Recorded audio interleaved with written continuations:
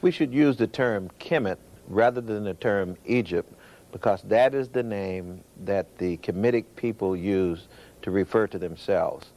The name Egypt was used by Greek people and is therefore a foreign name, not a native African or a native Egyptian name.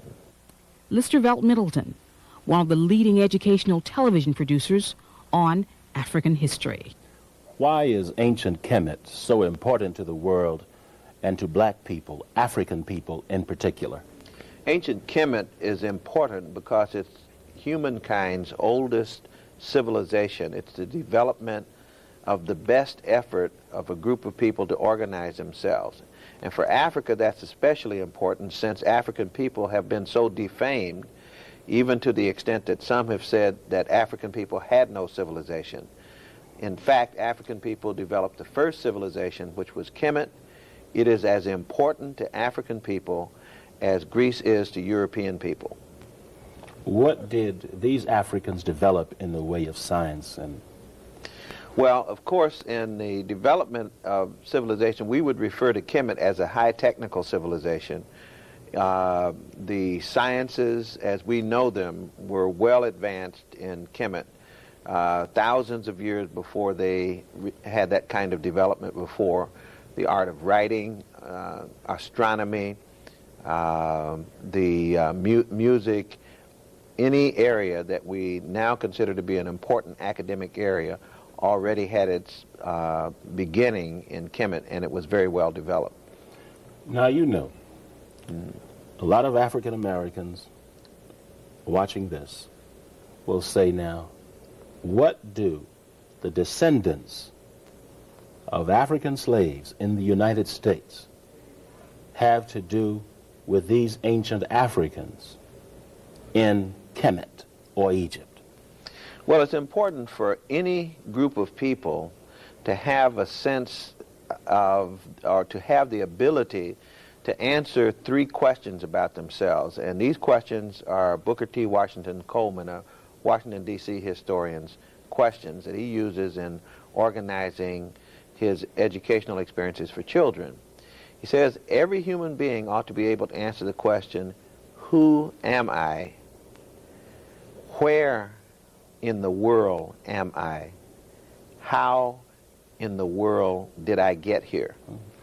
Now, most well-developed nations spend millions, maybe billions of dollars answering those questions for themselves. That's why you have Smithsonian Institution for the United States. That's why you have libraries. That's why you have universities that invest in history departments and so forth. African people have almost forgotten because we haven't had the resources to take care of that part of our existence. It is the knowledge of one's history that gives a strong sense of belonging and identity, which provides the basis for group unity, which provides the basis for political and economic power. Mm-hmm.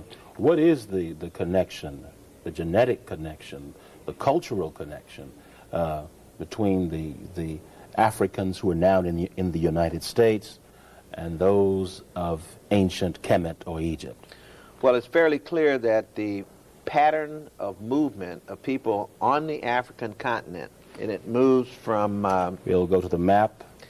It moves from beginnings here in the Nile Valley beginnings, okay, where the Nile River actually starts right here, and it will go down here, joined by another Nile, the blue Nile coming from Ethiopia, the white Nile coming from here, joining here and coming this way.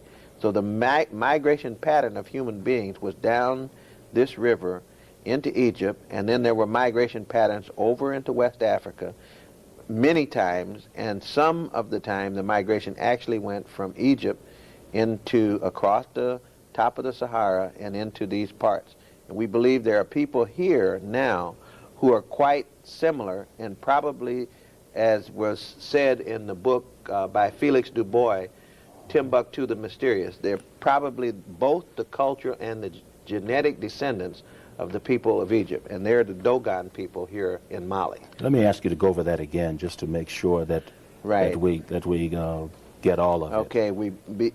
early man begins here in this area somewhere. And we're talking about the cultural connection, the genetic connection. We're talking about the people first, the genetic connection, and then, of course, they carry their culture down the river. These were black people here. They carried their culture down the river before they went out and populated the rest of the earth. Then, of course, they migrated not only north, but they also migrated from here out into parts of West Africa, into the south. They then also migrated from Egypt, which is here, or Kemet, as we should call it, across the Sahara into areas of West Africa. Mali would be a case in point. Okay. Now, some African American parents will say,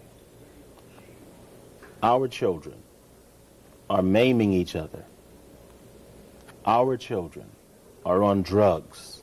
And here you are talking about ancient African history. Why is this relevant? How do you respond to that? It's one of the major pieces. It's not the only piece. You can't say that if someone takes a course in chematology that they will stop drugs tomorrow. But you can say that if a group of people has no sense of being a part of the historical world, that is, if we see ourselves as mere spectators, that we just sat on the sidelines as the march of humanity went by, that has an effect on how you live your life. And one way we know this is that we watch what happens when children and adults learn this information about African people. The difference in attitude, the difference in self-esteem, self-concept, self-image, you can almost see those things change before your very eyes. What are you seeing? What have you seen? Well, I get letters from young men in prison who, upon reading some of the works of great African historians and seeing some of the illustrations that we have to offer, who are abruptly shocked, changed, and almost put on a new mission. They almost take up a new purpose. And I have many letters like this, as well as people who are well-educated, maybe even people in universities and colleges who have spent 20 and 30 years in their discipline. But when they learn this information, they talk about having a transformation experience. And they are very explicit about how these things affect them. So, we have abundant examples of how this works. And it would be really wonderful to figure out a way to be able to show that. Okay. Now, master keys to the interpretation of data on Kemet. What is this concept of master keys, and how did you arrive at it? Okay, the idea of a master key is simply that in the face of the fact that there is so much information on ancient Kemet, so much information on Africa for that matter, and it comes to us in bits and pieces, like little episodes. In order to give a sense of order and coherence to it, it's necessary to identify certain key concepts, key principles, guiding ideas that will organize all of this information so that it makes some sense to the person who is trying to comprehend it. It's a study tool. It's a study tool, a guide for the analysis of information, right. Okay. Let's take a look at the first graphic. Kemetic culture was pre-dynastic. Let me go to the timeline for this because it's... Okay. Let us wait a minute for the time, okay. Okay, here we have a time chart that shows this line here, which is a line that starts way before 3000 BC, and it comes to a period of time after Christ. And this is the line of culture showing that the way of life of the ancient Kemites remained the same for over 3,000 years. This, of course, is their political control. Now, these are the 4 golden ages of ancient Kemet. But this is the dynastic period that begins here, after which we have these 4 golden ages. When we say pre-dynasty,